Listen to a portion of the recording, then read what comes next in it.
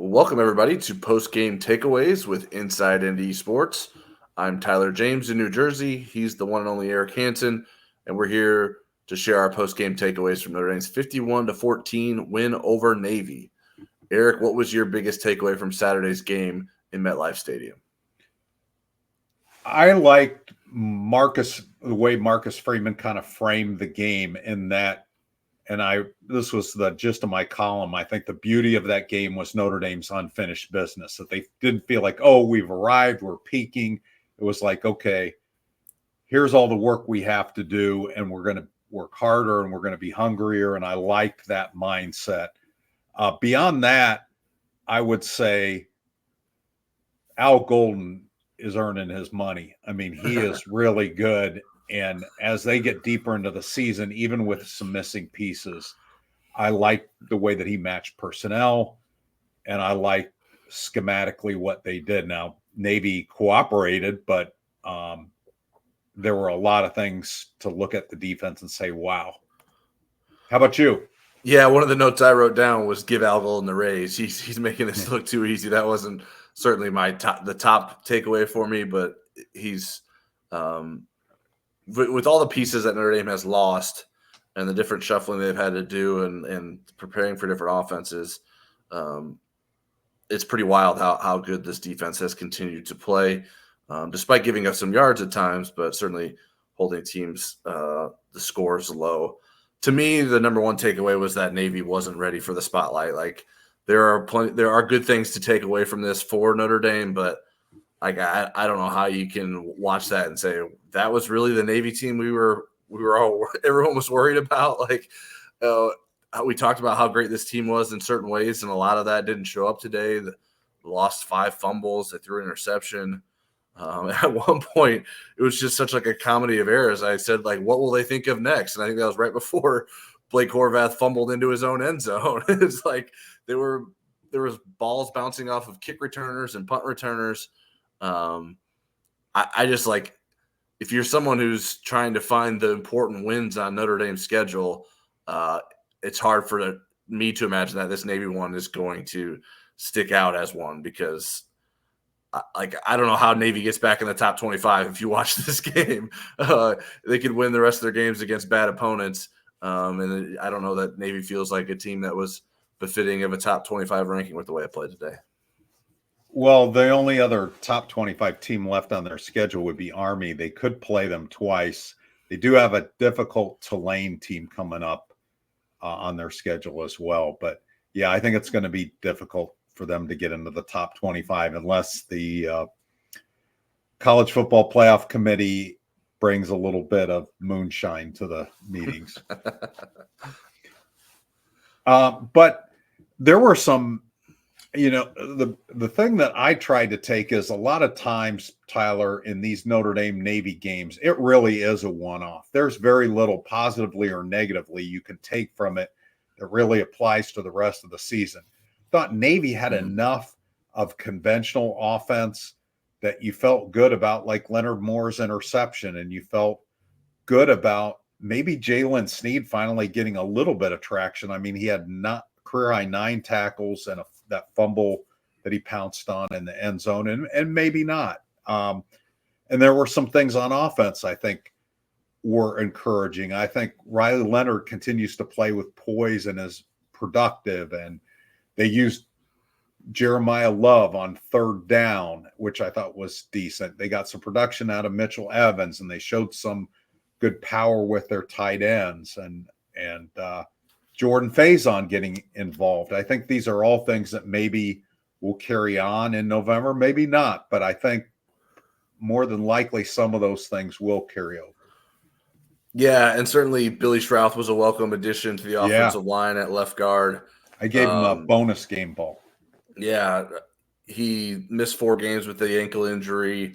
I thought he looked pretty good. I was surprised that he was able to play as long as he did. He played until the starters were pulled without being rotated in with. And it was especially good timing because I thought the interior of Notre Dame's offensive line against Georgia Tech last week did not play very well. Sam Pendleton was one of them. He wasn't necessarily alone in the poor play, but I think he might have been the worst of the trio between him and Pat Coogan and Rocco Spindler.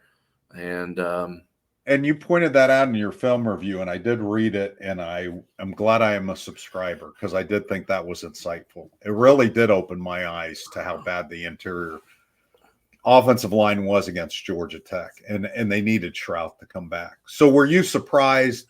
I mean, I know that we both hinted that Shrouth could end up being the left guard today, but are you surprised that Pendleton was the out, or after your film review said, that maybe makes sense? There's good chemistry on the right side with Rocco and Emil now. Yeah, I think given the time, like if this happened 2 weeks ago, like I don't know if it would have been the same thing, but I think the way things worked out timing wise, I think Pendleton was on a down slope in terms of his play. Now that could change. Like maybe Spindler struggles and you put Pendleton in at right guard. So I don't know that this is something that Notre Dame has to commit to for the rest of the season. I think certainly you would like to have some continuity and to be able to build some chemistry, especially with Shrouth now playing on the left side with Knapp when he hasn't played alongside him yet. So I agreed with the decision, but I wouldn't, and I don't think Notre Dame will be like sort of devoted to making sure that it has to stay that way the rest of the season. So Notre Dame will play a couple of conventional offenses, although I'm not sure if you can call Florida State's offense the way they're playing tonight against Miami conventional, but they'll play a couple of conventional offenses, and then they go back against Army, which isn't a carbon copy of what Navy's doing. It's different enough. But do you think that them having to be disciplined against Navy in their approach on defense is going to help them against Army?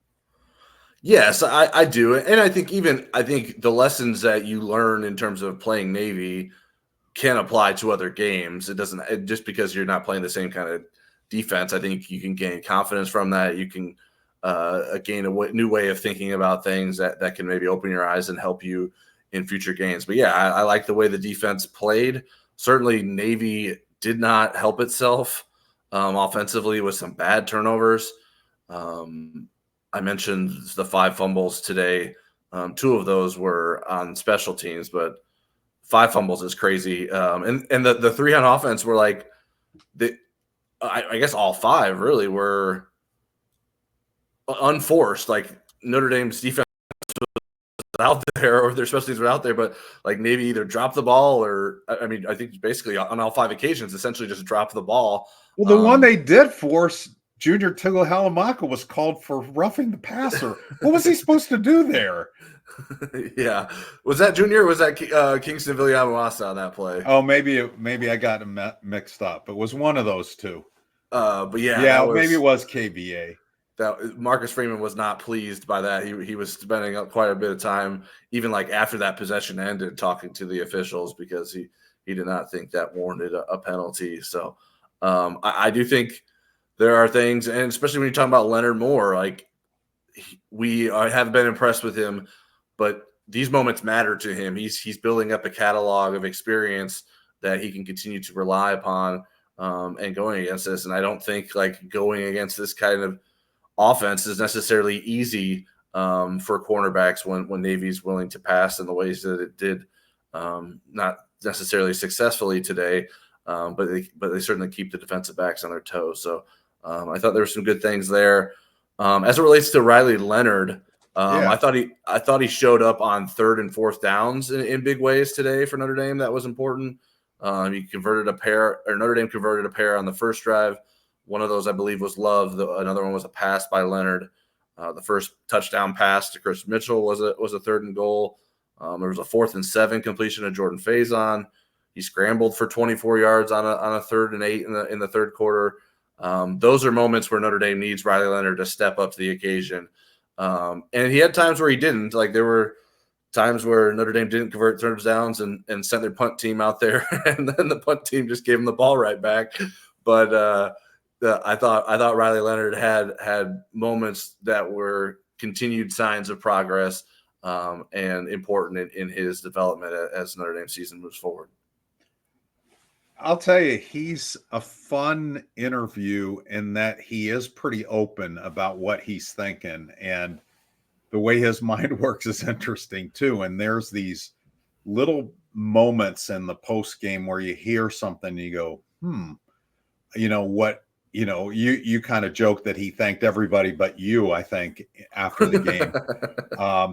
But I mean, just tapping into the former quarterbacks and saying, you know what, let's just get out here and wing it. Let's not worry about it. Because he did talk about, he felt the pressure of Notre Dame and the tradition and everything. And then he just decided to start playing football. And I think that approach has helped him. I think getting on the same page or closer to the same page, at least with Mike Denbrock, has been really helpful, and being able to understand the why of the plays. I think these are all good things. And, Notre Dame will be tested in different ways by these last four opponents. Maybe not everything all at once with any of them, but I watched enough of USC Friday night where I go, wow, they still got some playmakers out there and playing Rutgers. So that was interesting. Is there somebody on this team that hasn't fully emerged yet that you think could help them down the stretch? I mean, somebody, and I would count Faison in that mix. I'd count Trouth in that mix. And even, I think, Mitchell Evans. Like we're starting to get some moments from him, but right. not the Mitchell Evans that can be a reliable tight end for Notre Dame. Eli Raridan had a bad drop today. Yeah, you did. But I think Mitchell Evans, if you can keep building progress with him, he was insightful this past week in terms of how that is continuing to go for him. Defensively, I think I don't know that there's a lot of guys that come to mind defensively because they're playing just about everyone they can because they've had to. I'll tell you that the defensive end position is interesting. Now I realize why they did what they did today, because Junior and Burnham are better against the option than the other people that they have. Right. So I don't think we're going to see them together. Although if Traore was still healthy, I think we would see them together some. But right. I am curious what's going to happen at that field end spot against. I mean, it just feels like it's Bryce Young's time to just, okay, let's go here, because I think the RJ Oben thing isn't going to work. Yeah, and I don't know, like, how do you make the decision on what side Burnham plays, right? Like, do you put him at that field end spot because that field end spot is a weakness, or do you feel like he brings you enough at Viper that you have to keep him over there in a rotation with Junior Tuihalamaka? Obviously, I think it seems unlikely that he won't play at least a little of both positions moving forward. I don't think Junior can play 67 snaps every game. Yeah, and I'm not sure Logan Thomas is ready for a significant role. I think he can find small roles here and there, and I don't know that he played much at all defensively today. Maybe there's someone that they felt like let's not put him out there as a freshman going against this kind of the Navy offense. guys will go, look at this scrawny guy. We can push him around. I mean, he is really fast. Someday he's going to be a heck of a player, but he just didn't have the opportunity to lift with his preseason injury or his spring winter surgery or whatever. Yeah, so I think those. I mean, Mitch Jeter needs to come back. I know that's sort of like gone maybe for granted, like that he hasn't necessarily had to play this past two games, and the outcomes didn't dictate that Notre Dame needed its kicker. And we didn't ask Marcus Freeman. Eric Goins attempted a extra point at some point, and I don't know if that was just to get him available to do that, or if there's an issue with Zach Yoakum. Goins missed it too, so that was weird. My guess is that he never got to play in an Army-Navy game because he went to the Citadel and he was in the Army. Maybe that was just kind of a fun thing for him when it was 44-14.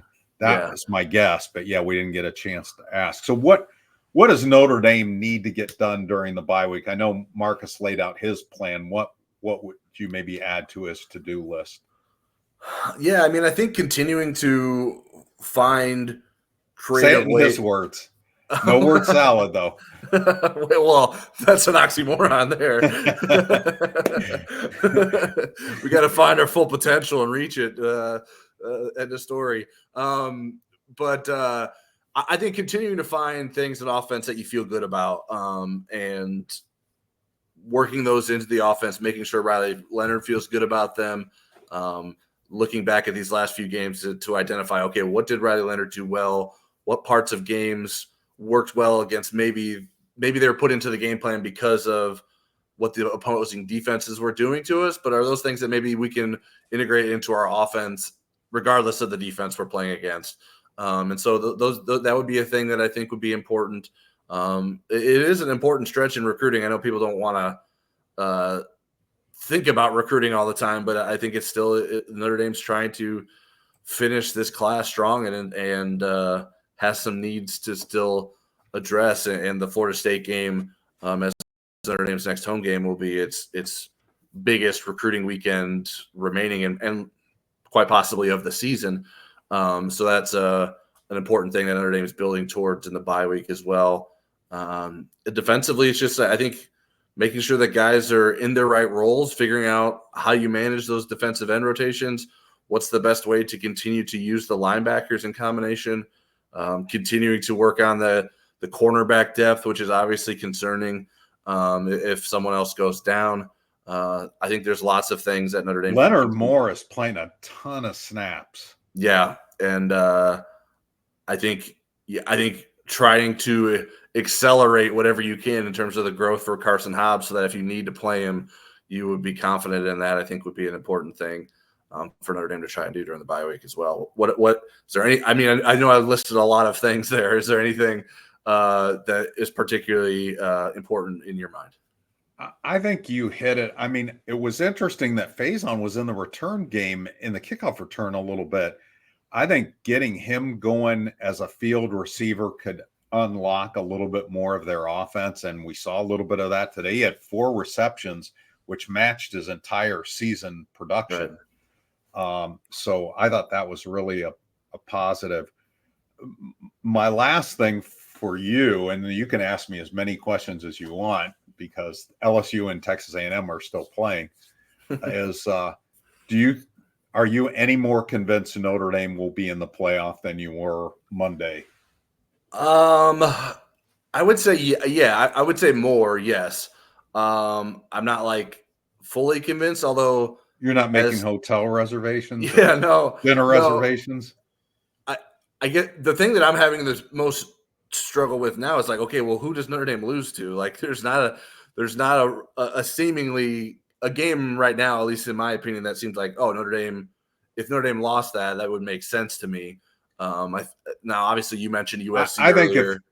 I think if Notre Dame lost a game at this point, it would. I think the people that really have questions about Marcus Freeman would be justifiable. I think Notre Dame.